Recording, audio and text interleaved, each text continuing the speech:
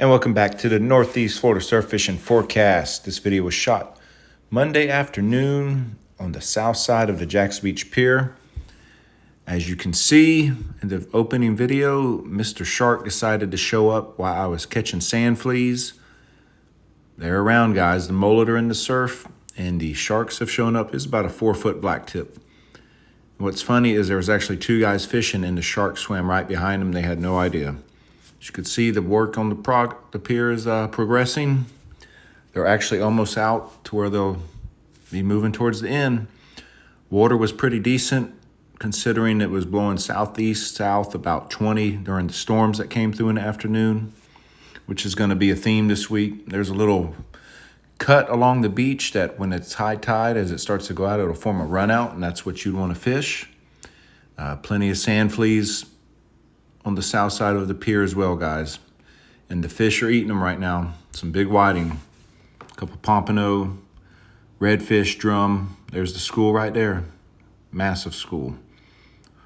The grackles are actually going over there as the wave was going out, and they were eating there goes one right there. There's a school of sand fleas right there as well. The grackles love the sand fleas too. So the fish do, the birds do. There's a school, another school, guys. Easy to find. Like I was saying, right now the sand fleas are everywhere. The mullet are everywhere here in Northeast Florida along the surf. And so with the mullet cruising the surf, what does that bring? Sharks, sharks, sharks, redfish, speckled trout, and tarpon. Over the weekend, it was extremely flat. We had a lot of west wind, and that trend is actually going to continue the next few days. Tuesday, Wednesday, Thursday, the wind forecast is southwest, 10 to 20, pretty much every day. But keep in mind, this time of year, even though they're calling for southwest, like it can switch over to the sea breeze in the afternoon. That's what it did Monday about 2 o'clock. It switched over to the southeast. And once that happened, man, those storms fired off. You get 2 different, you got the west and then the east hitting and colliding, and boom, there goes the storms, and they covered most of Jacksonville. Doesn't take much this time of year with the humidity levels, and just the atmosphere is full of moisture. So if you are fishing, keep your eyes to the sky each afternoon.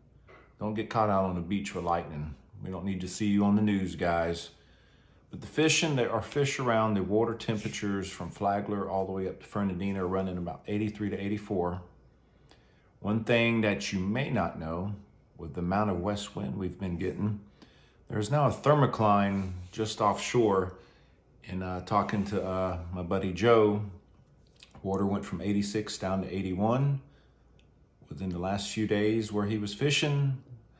And a local party boat the last 2 days has had some real issues finding the fish. And what happens is that water gets cold and those fish really go dormant. And that'll probably make its way to the beach. And once it does, that water is probably going to drop down into the, 76, 77. We've been looking at some charts, and the charts are definitely showing a huge upwelling thermocline. So if that does hit, don't be dismayed. The whiting will come back in force. They like that cooler water. Spots, croakers, all that good stuff. What it does affect, though, is the tarpon, the kingfish, and the pogies. The pogies get out of the way too a lot of times. So we got to hope it doesn't make its way here for long. One thing it also does is the sharks go bonkers in it. I remember when the pier was open and we had a thermocline, no kingfish were being caught off the end, but all the sharks you could ever want. But until it gets here, guys, the mullet are in the surf, like I said. With this west wind, it has been extremely flat in the morning, so get out there early, bring your net. They'll be in inches of water. You'll see them as the tide goes out, or chances are you'll see sharks chasing them, or tarpon chasing them, or trout busting them. I'm using a Carolina rig with them, or even free lining them. Use as little weight as possible to hold on the bottom. The less tackle, the better when the water's real flat like this. Number 4 wide bend. Remember those trout, I don't set the hook immediately when they hit it. I let them chew on it, and then you'll feel the line get tight and they go, and then they have it. If you get too antsy and set the hook too soon, you're gonna pull it right out of their mouth. If you get a hit and you reel it in and it's just a head of a mullet, or if you hook it in a tail and it's just the tail of the mullet and it's a clean cut, more than likely you've been bluefished. The sharks, they don't tend to cut it in half, they tend to swallow it, so you'll know when you get a shark on. And the Spanish mackerel, there's a few of those showing up. They'll also hit them too, and they're pretty aggressive with it too. They'll hit it and take off. Same with the reds. A lot of times, you know, it's a redfish they usually hit it once or twice and then go. If you miss it and reel it in and that mullet, a lot of times the mullet will actually be folded over and all the scales will be gone. That's usually a redfish. There's a lot of ways to tell what's actually hitting your bait. Same thing, you get a flounder on it, you feel the thump, they sit on the bottom, you set hook, and if you miss it, you reel it in, you'll have teeth marks all over it usually. That's where the flounder has grabbed it and held on to it and you didn't let them eat it long enough. So there's trout there, the reds are showing up, the reds are hitting the sand fleas, the mullet, and the shrimp. There's some black drum cruising the surf, and they're hanging around structure, the rocks, Volano, Amelia, places like that. Some decent whiting I saw caught Monday afternoon by Miles, a Forster, I believe is last, I hope I pronounced it right. But there's whiting out there, guys. And if that thermocline hits the beach, there'll be plenty of whiting. Some good sized ones. I saw somebody, I believe Timothy, weighed in a whiting that was 7 ounces short of the Florida state record now. It was like 20 inches long. He said it was bigger than the 2 reds he caught on Monday afternoon. So big whiting around. I'd be using sand fleas if it were me. Some of my best whiting days over the years have actually come in July, August, and September around the full moon.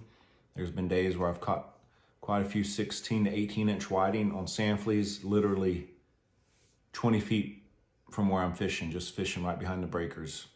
They come in and they feed heavily as they lay their eggs on the beach. Other than that, just choose what you want to fish for. You can do that anyways, but remember, the cleaner the water, the less tackle you want to use. When it's flat like this and hot, early morning, late afternoon. If it's flat, clear, and cloudy, then you sometimes have an all-day bite. Just keep that in mind.